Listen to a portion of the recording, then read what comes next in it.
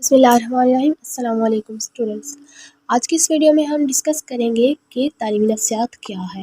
تعلیمی نفسیات ہوتی کیا، ایجوکیشنل سائیکالوجی کیا ہے۔ ٹھیک ہے، اس کو دیکھ لیتے ہیں کہ ایجوکیشنل سائیکالوجی تو پہلے تو ہم لوگ کہتے ہیں کہ سائیکالوجی کیا ہے۔ سائیکالوجی جو ہوتی ہے وہ کسی بھی انسان کے مائنڈ کو ریڈ کرنا، اس کو اس کی جو ویکنس وغیرہ ہے اس کو معلوم کرنا، وہ سائیکالوجی ہو گئی۔ ٹھیک ہے، اب جو ایجوکیشنل سائیکالوجی ہے وہ کیا ہے، وہ ایک طرف تو اسٹوڈنٹ کو ریڈ کرتی ہے، اس کی جو ویکنیس ہے، ایبیلیٹیز ہیں، ان سب کو معلوم کرنے کے لیے اس کا اسٹوڈنٹ کا مطالعہ کرتی ہے، اس کو آبزرو کرتی ہے۔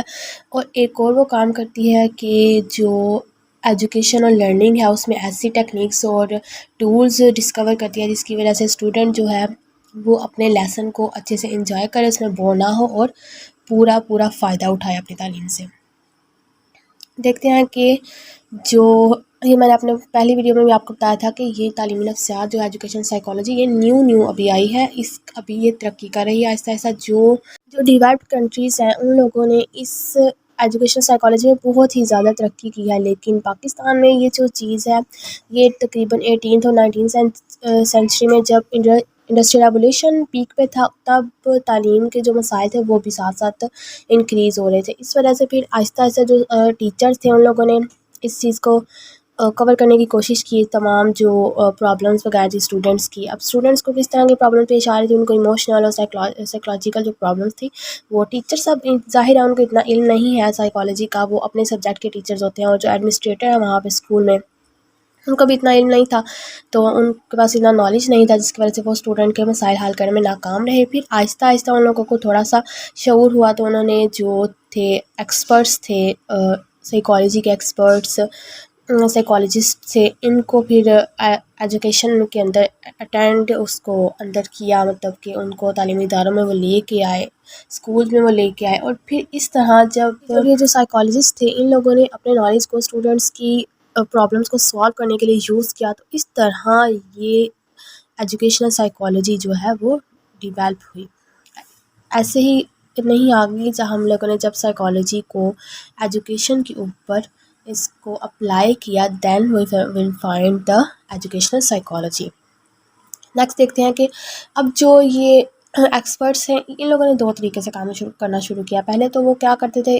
کچھ لوگ ایسے تھے جو کہ ٹیچرس کو سکھا دیتے تھے، ٹھیک ہے، کہ وہ اپنے ٹیچرس کو ساری ٹیکنیکس وغیرہ بتا دیتے تھے، اس طرح آپ نے یہ مسائل ہیں اسٹوڈنٹ کے تو آپ نے ان کے اس طرح حل کرنا ہے، ٹھیک ہے۔ کچھ ایسے تھے جو کہ خود بذات خود بھی بچوں کو اٹینڈ کرتے تھے، اساتذہ کو جو ٹیچرس ہیں ان کو بھی بتاتے تھے، والدین جو ہیں بچوں کے پیرنٹس جو ہیں ان کو بھی ان مسائل کو حل کرنے کی تلقین کرتے کہ اس طرح سے یہ مسائل حل ہوں گے۔ ان دو طریقوں پر جب ایکسپرٹس نے عمل کرنا شروع کیا تو آہستہ آہستہ جو ہے سائیکولوجیکل اور ایموشنل جو پرابلمس تھی اسٹوڈنٹس کی وہ ختم ہونی شروع ہوئی، اور جو ہمارا ایجوکیشنل سسٹم ہے اس نے ترقی کرنی شروع کی۔ اب جو ایکسپرٹس ہیں انہوں نے سب سے زیادہ توجہ کس چیز پر دی، انہوں نے جو کریکولم تھا نا اور جو لرننگ تھی اس چیز پر انہوں نے کہ کس طریقے سے آپ لوگ سکھا رہے ہیں بچوں کو اور کیا سکھا رہے ہیں، کیا کریکولم کیا آپ کا کنٹینٹ کیا، اس چیز پر انہوں نے غور کیا۔ انہوں نے کہا کہ ایسی کون سی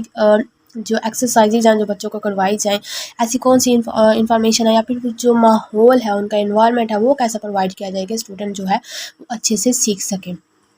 ماہرین جو ہیں وہ کہتے ہیں کہ جو ایک لرننگ ہوتی ہے نا وہ کسی بھی ترغیب یو کین سے کہ کسی بھی موٹیویشن کے بغیر ممکن نہیں ہو سکتی، ٹھیک ہے۔ ابھی کوئی اسٹوڈنٹ جو ہے وہ کس لیے پڑھنا کس لیے چاہتا ہے کہ اس کو کوئی انعام وغیرہ ملے اس لیے وہ پڑھے گا۔ اس کو اگر ہم لوگ کہیں گے کہ ہاں اگر تم پاس ہو جاؤ گے تو ہم تمہیں یہ دیں گے، یہ چیز دیں گے، تو وہ اس لیے پڑھے گا، ادروائز وہ نہیں پڑھے گا، ٹھیک ہے۔ تو جو ویسے بھی جو لرننگ کا پروسیس ہوتا ہے وہ یہی ہے۔ جو ایکسپرٹس بھی ہیں سائیکالوجسٹ جو ہیں وہ کہتے ہیں کہ آپ کو چاہیے کہ آپ پچھلے نالج کو بنیاد بنا کر نیکسٹ جو آپ نے نیو علم سکھانا ہے اسٹوڈنٹس کو اس کو ساتھ ارینج کریں، جو نئے علم ہے اس کو سابقہ علم کے ساتھ پیش کیا جانا چاہیے۔ اب جو استاد ہیں وہ بھی ایک بہت ہی زیادہ ترغیب کا کردار ادا کرنا، مطلب موٹیویشن کا کردار ادا کرنا، کیونکہ جو ٹیچرس ہیں انہوں نے ہی اسٹوڈنٹ کو بتانا ہے کہ ہاں اگر آپ یہ کریں گے تو آپ کو یہ فائدہ ہوگا، ادروائز اسٹوڈنٹ کو کسی بھی چیز کا علم نہیں ہوتا۔ اور جو ایکسپرٹس ہیں نا انہوں نے بتایا ہے کہ اب لازمی نہیں ہے کہ ہر بچہ ایک ہی پوائنٹ پہ ایک ہی سبق کو یاد کر لے، نہیں ایسا نہیں ہے۔ ایکسپرٹس نے نا جو بچے ہیں یا اور جو نوجوان کہہ لیں کہ उन लोगों को एक दूसरे से मुख्तलिफ होते हैं। इन्होंने बताया कि मुख्तलिफ होते हैं, नहीं लाजमी नहीं है कि हर एक अगर स्टूडेंट 6 साल का है दूसरा भी 6 साल का, तो लाजमी नहीं है कि दोनों ही एक ही तरह का लेसन एक ही एज में याद कर लें। नहीं हो सकता है एक स्टूडेंट 6 साल में मैथ कर रहा हो तो एक स्टूडेंट 8 साल में मैथ करने की काबिलियत रखता हो। अब जो एक्सपर्ट्स थे उन्होंने एक मुशाहिदा किया कि कुछ स्टूडेंट्स की जो उनकी मेंटल एबिलिटी या उनकी कैपेबिलिटीज़ हैं, इन सब का जायज़ा लिया। उन्होंने इस चीज़ को ऑब्ज़र्व किया और फिर उन लोगों ने ये बात पेश की कि कोई भी 2 स्टूडेंट भी ऐसे नहीं थे जो कि एक दूसरे से मेंटली लेवल के तौर पर एक दूसरे से मिलते हों। कुछ स्टूडेंट ऐसे होते हैं जो दरमियाने दर्जे पे होते हैं जहन के हिसाब से, अपने इंटेलिजेंस के हिसाब से, कुछ उससे ऊपर होते हैं, कुछ नीचे होते हैं, औसत ज़हीन होते हैं, कुछ फ़तीन होते हैं, कुछ कुन ज़हन होते हैं। तो इन सब को जब हम लोग एक ही क्लास में बैठकर पढ़ा रहे होते हैं तो हर एक स्टूडेंट को समझने में दिक्कत पेश आती है। कुछ स्टूडेंट जो होंगे जो ज़हीन होंगे उनको ज़्यादा समझ आ जाएगी, जो औसत दर्जे के होंगे उनको कम आएगी, और जो तलबा कभी या कुन ज़हन के होंगे उनको कुछ भी समझ नहीं आएगी। तो इसलिए टीचर पर है कि टीचर जो है हर तलबा के मेंटल लेवल के मुताबिक उसको पढ़ाए, ताकि वो बच्चे जो हैं वो अपनी तालीम से इस्तिफ़ादा हासिल कर सकें। और जो माहिरीन हैं वो भी यही असातिज़ा को तरबियत करते हैं उनकी, कि वो असातिज़ा जो हैं वो हर स्टूडेंट के मेंटल लेवल के मुताबिक करिकुलम भी रेडी किया जाए इन लोगों के मुताबिक और उन लोगों की मेंटल एबिलिटी के मुताबिक, और उनको उस लिहाज से उस टेक्निक से पढ़ाया जाए कि जो बच्चे हैं, जो कुन ज़हन बच्चे हैं, उन लोगों को सबक ज़हन नशीन हो जाए और कोई भी किसी तरह का भी इनको मसला ना हो। नेक्स्ट अगर हम लोग देखें डॉक्टर अब्दुल हक की जो उन्होंने डेफिनेशन दी है एजुकेशनल साइकोलॉजी पर, तो देखते हैं क्या है। कहते हैं कि तालीम नफ्सियात से मुराद ऐसी तालीम है जो कि बच्चे की पैदाइश से लेकर इसके बालिग होने तक, अब पैदाइश से लेकर बालिग होने तक नशोमा के मुख्तलिफ मराहिल में जो उसकी डेवलपमेंट होती है, उसके मुख्तलिफ फेजेस में तमाम जो चेंजेस हैं उनकी वजाहत करती है। ठीक हो गया। एक चीज़ ये होगा कि जब वो पैदा होता है बच्चा, उसके नौजवान होने तक तमाम जो चेंजेस आती हैं उसकी नशो में, उसकी डेवलपमेंट में, उन चीज़ों की वजाहत करती है।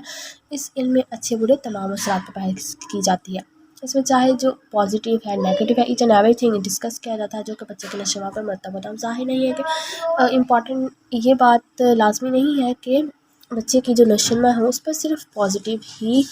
असरात मरतब हो, नहीं, इसमें आप नेगेटिव भी फाइंड आउट करेंगे।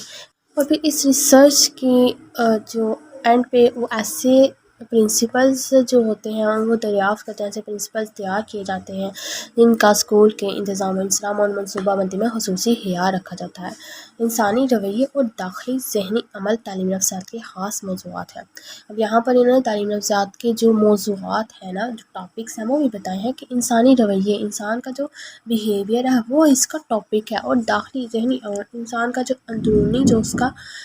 कहने के मेंटली एक्शन जो होता है उसका, वो भी तालीम नफ्सियात का एजुकेशनल साइकोलॉजी का टॉपिक है, इम्पॉर्टेंट टॉपिक है।